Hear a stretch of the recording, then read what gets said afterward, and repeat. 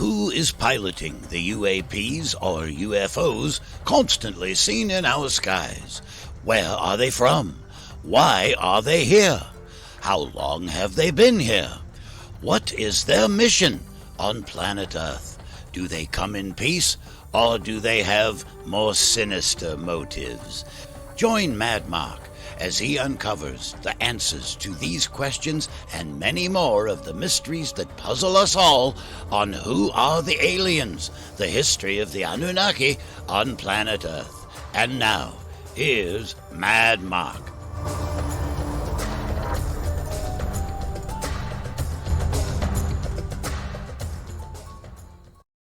Today's episode, Why the Vatican Fears the Anunnaki.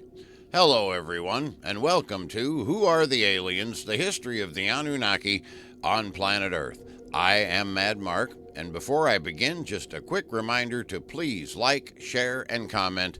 It helps so much. Also, I am happy to announce that if you are watching this program on YouTube right now, you can purchase my merch right here on YouTube. Just click the store tab on my channel page and you can check out and order all of the shirts that I currently have available. Okay, today we're going to be taking a pause from our studies of Zecharia Sitchin's 9th book, The Lost Planet of Enki, and we will pick it up again on the next episode. All right, the Vatican's most secret fear was not the devil himself. Oh no. After all, they created him themselves. No, what the church fears most is something far older, buried in the shadows of forgotten libraries and whispered only in the darkest halls of power. Why would an institution that had shaped empires and bent kings to its will tremble before the Anunnaki, those ancient figures etched in cuneiform tablets thousands of years before Christ was even born? The Anunnaki appear in the earliest Sumerian texts, the oldest texts on Earth. Figures described as descending from the heavens, bearing knowledge that shaped civilizations. Unlike the devil, a figure defined and confined by Christian doctrine, the Anunnaki represented something that the church could never fully control, a rival narrative of creation itself. According to the tablets discovered in Nineveh, the Anunnaki, the great gods, decreed the fates of men, and their word was unalterable. And herein lies the terror. The church, for all of its influence, had no scripture that could silence these older voices. The stage was set in the dusty plains of Mesopotamia, where stone tablets outlasted empires. The Vatican, centuries later, faced a dilemma. How could they maintain authority when fragments of clay spoke louder than their gospels? Scholars who dared to study these records found disturbing parallels between Genesis and the Sumerian accounts. The flood, the garden, even the creation of man, echoes of stories older than the Bible itself. To the church, this was a heresy not of belief, but of chronology. If the Anunnaki stood at the beginning, what did that make of their version of God? Nothing more than a shadow, an afterthought. As tension rises in Act 2, we step into the corridors of the Renaissance, when papal agents scoured Europe, not only for heretics, but for manuscripts. In the Vatican Library, still the most guarded archive on Earth, the Sumerian texts were translated in secret. Mankind was fashioned from the blood of the gods, one translation read. Imagine their horror.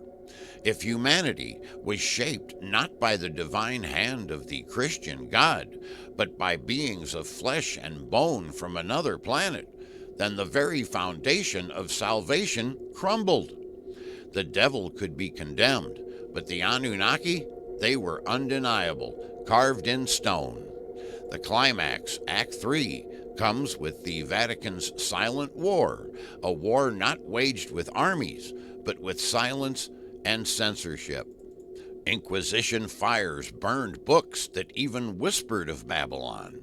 Explorers who returned with clay tablets and fragments had them confiscated. Priests redefined demons not as fallen angels, but as distortions of something older, darker. Yet the truth seeped through. Foreshadowing appears in the writings of early church fathers who spoke of giants and sons of heaven, uneasy references to myths that refused to die. And in the back of their minds, every pope knew the Anunnaki could not be exorcised because they were not spirits, they were history itself.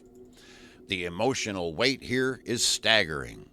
What was at stake was not faith alone, but control. To admit the Anunnaki existed was to admit that the Church's grand narrative was false. And if men discovered their origins were not divine but engineered, then the Vatican's grip on salvation would shatter. As St. Augustine once warned, wherever truth may be found, it belongs to his master. But in the case of the Anunnaki, the truth threatened to belong to no master at all. Now, we leave this first chapter with a haunting thought. In the words of Zecharia Sitchin, who studied the Mesopotamian records with unwavering obsession, what we call myths were in fact memories, recorded meticulously by scribes who knew they were preserving history. To dismiss them is not to protect truth, but to bury it. The story of the Anunnaki and their shadow over the Vatican moves now into a deeper and darker act. When the cuneiform tablets were first uncovered in Mesopotamia during the 19th century, they did more than challenge archaeology. They shook the very foundations of religious authority. Scholars like Austin Henry Layard and George Smith revealed words that had survived for millennia. These were not some vague myths, but precise narratives describing rulers who descended from the heavens, bringing laws, knowledge, and the very order of society. Inscriptions such as the Anunnaki stood in assembly and they decreed the fate of the world. These were declarations of sovereignty, and sovereignty was exactly what the Vatican feared losing. The Church, which had positioned itself as the single mediator between God and humanity, suddenly faced rivals whose authority predated the Bible by thousands of years, as we've discussed on this program. The discovery of these records came at a time when Europe was intoxicated with reason, science, and the birth of modern historical studies. Libraries swelled with new translations, and intellectuals debated whether the Garden of Eden was simply a retelling of the Sumerian myths. The Vatican responded in silence, yet behind closed doors, the implications were clear. If creation was the work of beings from the skies, the Church's message of redemption through divine grace faced a silent but deadly erosion. Historical accounts note that many translations of Mesopotamian records mysteriously disappeared from circulation, while private collectors found their holdings bought and locked away. This was not by chance, it was strategy. For the Vatican, controlling knowledge was a weapon, and the Anunnaki represented a knowledge far too dangerous to be allowed to spread freely. At the core of this tension lay the question of human origin.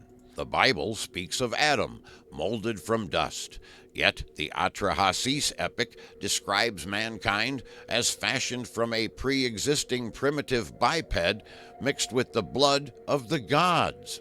Enki mixed clay with his flesh and blood. They heard the drumbeat forever after. To believers, this was heresy beyond comprehension. It meant man was not a spiritual child of God, but a hybrid creation, linked forever to ancient beings who ruled with strength and law.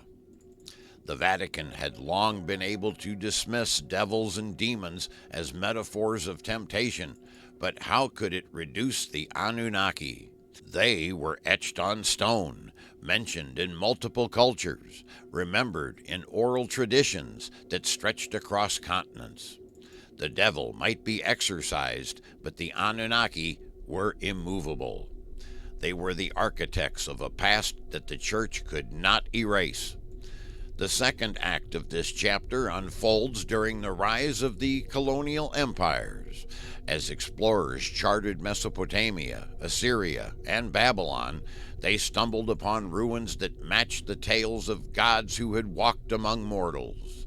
Ziggurats, carved reliefs, and statues depicted these figures with wings, robed in majesty, carrying strange instruments of power. These were not demons lurking in shadows, but regal beings commanding respect. Missionaries sent to the Middle East returned not only with conversions, but also with dangerous questions. In private letters, some confessed their unease at the similarities between biblical prophets and older Sumerian kings. The Vatican monitored these reports closely, wary of what they might ignite. If the Anunnaki were indeed rulers of flesh and blood, then Christianity's unique claim to divine truth weakens, crumbling like the towers buried beneath the sands of Nineveh. The climax of this chapter rests on the silent struggle for control of the narrative. The Vatican's strength had always been in storytelling, sermons, liturgy, and doctrine that shaped entire civilizations. Yet the Anunnaki brought with them a rival story, one inscribed in clay. Unchangeable and immune to interpretation, the Church responded by doubling down on demonology, painting any non-Christian account as the work of Satan. But in doing so, it revealed its deepest fear, that these beings were not demons at all, but rulers whose presence had once been a fact. Their kingdom was ordered, their word unbroken, their dominion eternal. This was not rebellion against heaven, but the true administration of the earth. Long before crosses rose on Roman hills, the Vatican feared not hell, but the possibility that heaven had once been populated by gods who walked among men. And so, the chapter closes with the heavy words of a modern scholar, Samuel Noah Kramer, whose studies of Sumer left no room for denial. History begins at Sumer, when its gods, its kings, and its myths that were never myths at all, but chronicles of those who reigned. To understand Sumer is to understand the roots of all civilization, and in its shadow, all later traditions must bow. The consolidation of spiritual authority in Europe during the medieval period was no accident in history. It was a calculated and deliberate process, carefully built by the papacy to ensure that no competing narrative of creation or divine authority could ever threaten its supremacy. Yet, even as the Vatican extended its reach through doctrine, councils, and the Inquisition, whispers of the Anunnaki continued to persist.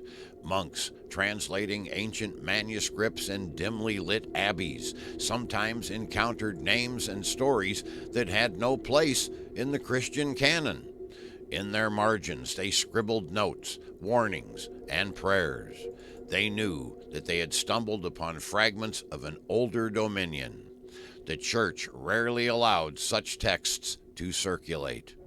Instead, they were locked away in archives, hidden behind the walls of monasteries, or destroyed in fires that consumed both parchment and heresy.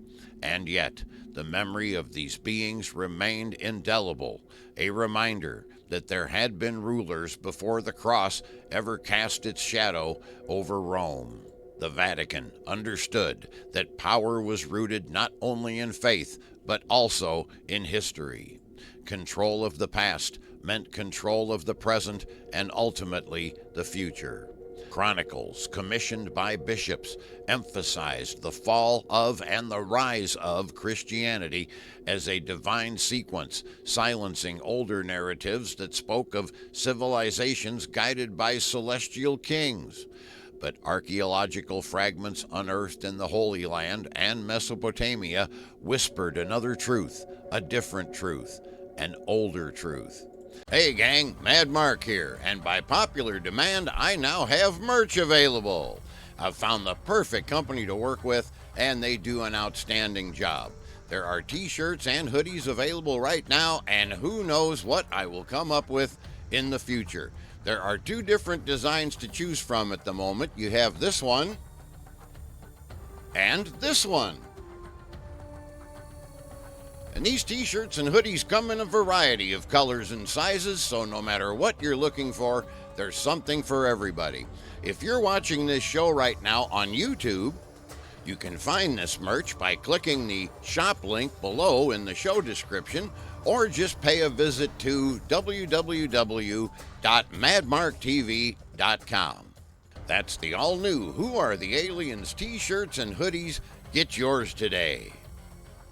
The Old Testament itself betrayed traces of these figures, mentions of giants, watchers, and the sons of God who descended to mingle with mortals. While the church interpreted these passages as allegories or warnings against sin, others saw them as historical echoes of the Anunnaki. In these subtle lines of Scripture, the dominion of the ancient gods lingered. The sons of God came unto the daughters of men, and they bore children to them, the mighty men of renown in Genesis, King James Version. To theologians loyal to the papacy, this version was troublesome. For some, it did not fit neatly into the story of a singular God and his rebellious angel.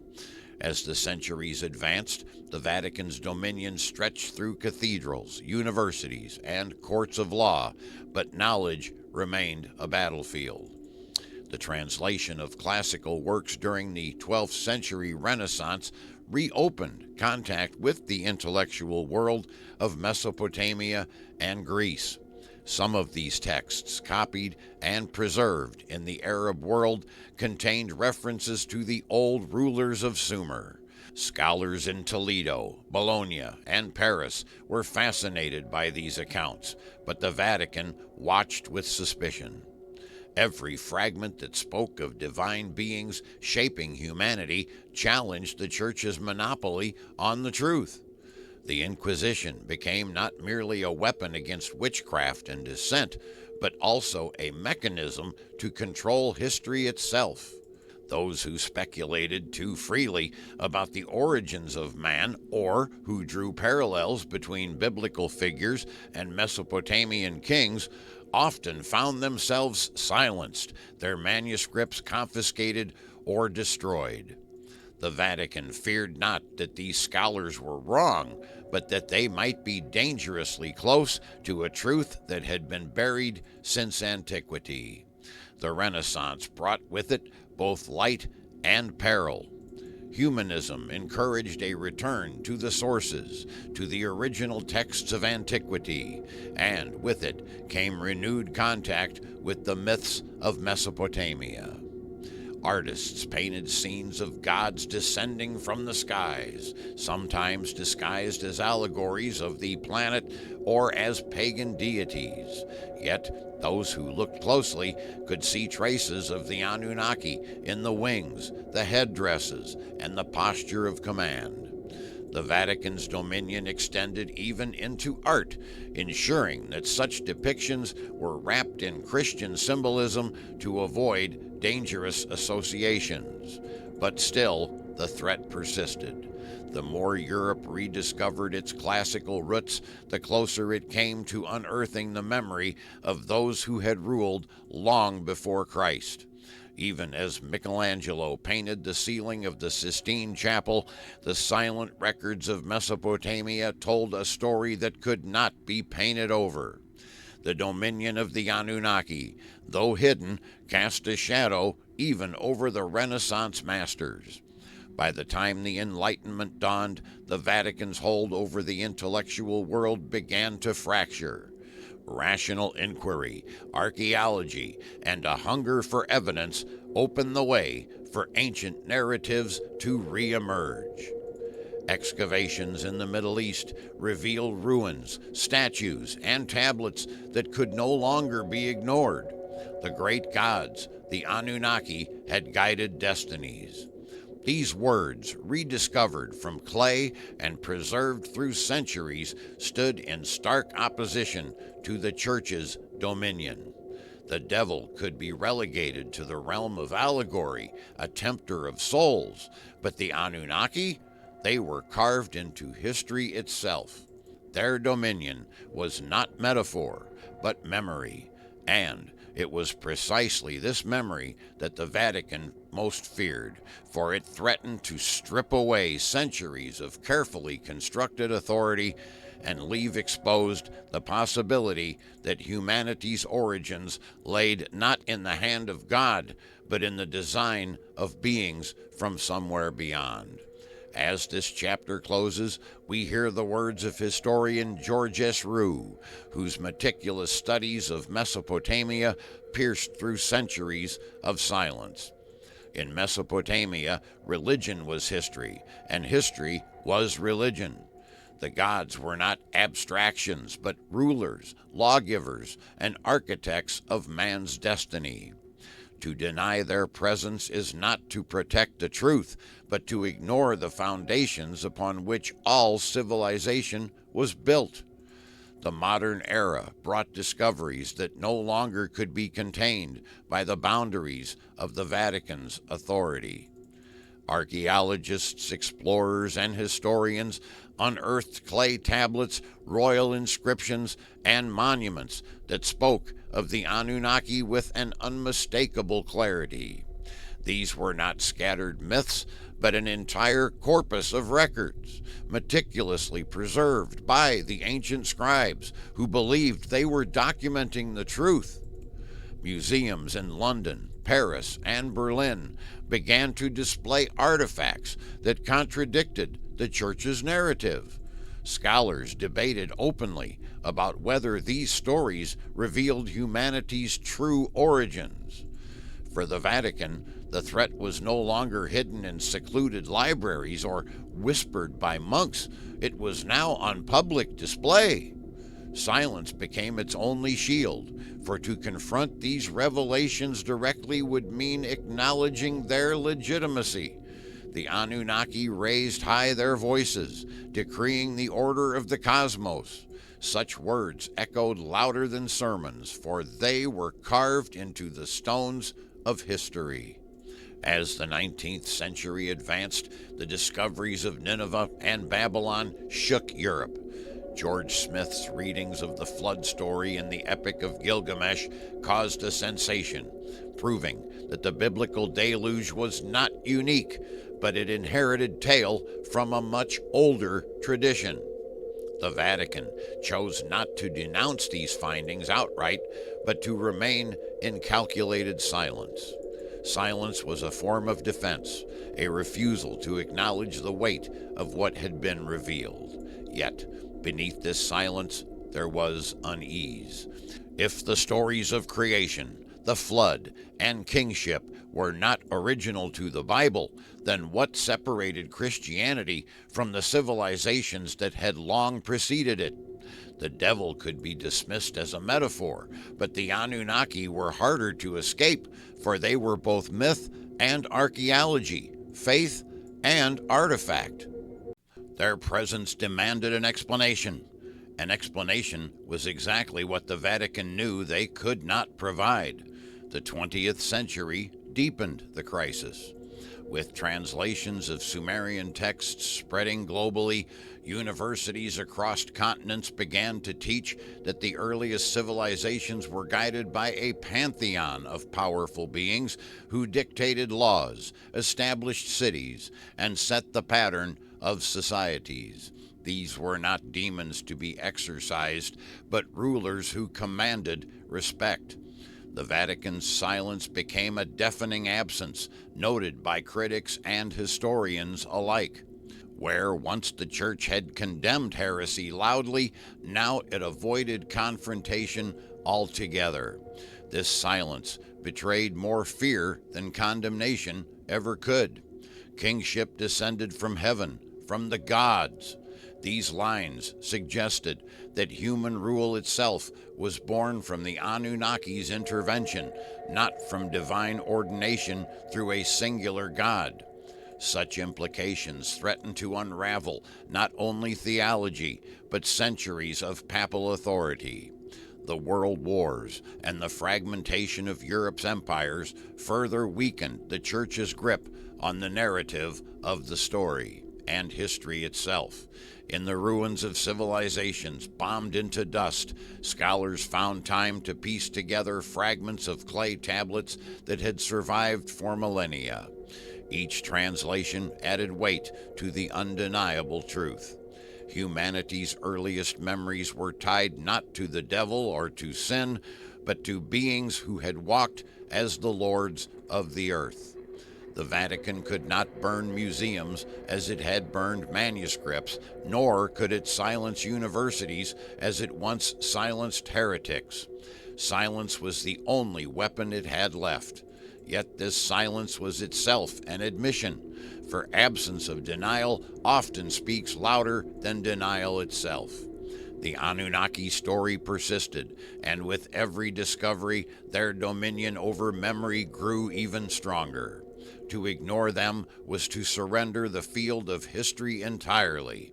Now, in the 21st century, the Anunnaki stand not as a myth, but as a haunting presence in humanity's understanding of itself. The Vatican remains largely silent, rarely addressing these ancient narratives, except to fold them into vague metaphors. But silence is no protection from the truth.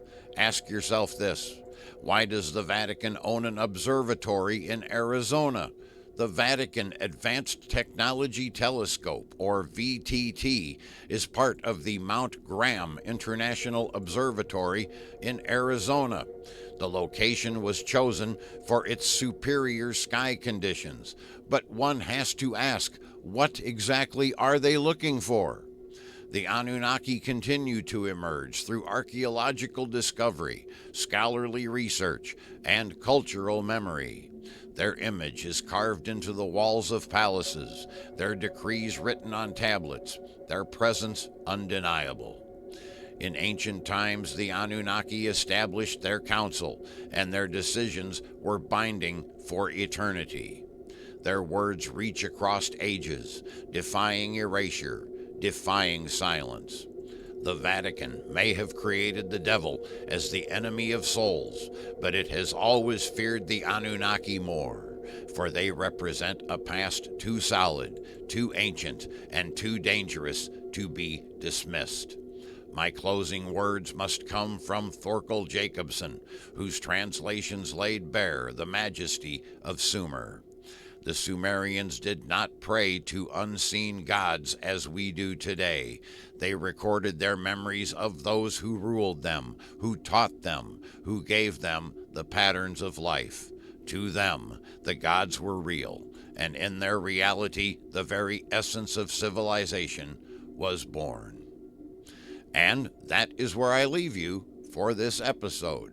You have quite a lot to digest there, and we have so much more to cover and learn. I, of course, am Mad Mark, and I sincerely hope that you have enjoyed this episode. If so, please like, share, and comment. It helps more than you can imagine. And please subscribe so that you never miss an episode. Also, please tell your friends and help spread the word about this show. If you have any questions regarding the content I've discussed on this program, just message me through madmarktv.com or on any of my social media platforms. Now, here's something of interest to those of you who may be artists, and I know there are several of you out there. I am now taking submissions of artwork that I can use for my new line of merchandise, Yes, Mad Mark merch is here. Right now, I have many shirts for you to choose from, but I will undoubtedly be adding additional items in the future. If you're watching this program on YouTube, you can just click the store tab below and check them all out for yourself. Also, when you purchase one of my shirts, please send me a photo of you wearing it. I will be featuring them on my website. But as I was saying, I need your artwork. Just draw something full color that has to do with the Anunnaki, like the scenes you see behind me here on the show. Now, there's no money involved in this, but it is certainly a great way to get your artwork out where the public can see it. So get busy creating some cool works of art, and who knows, your artwork could be featured on future Who Are the Aliens merchandise. Send your submissions to me at madmarktv.com or on any of my social media platforms. Who Are the Aliens? The History of the Anunnaki on Planet Earth is written and produced by me, Mad Mark. Today we have taken another step in our ongoing journey to discover the truth. I promise you that things will get more and more interesting the further we delve into this topic of Who Are the Aliens? The History of the Anunnaki on Planet Earth. Peace to all of you, and remember to always walk in love. Bye for now.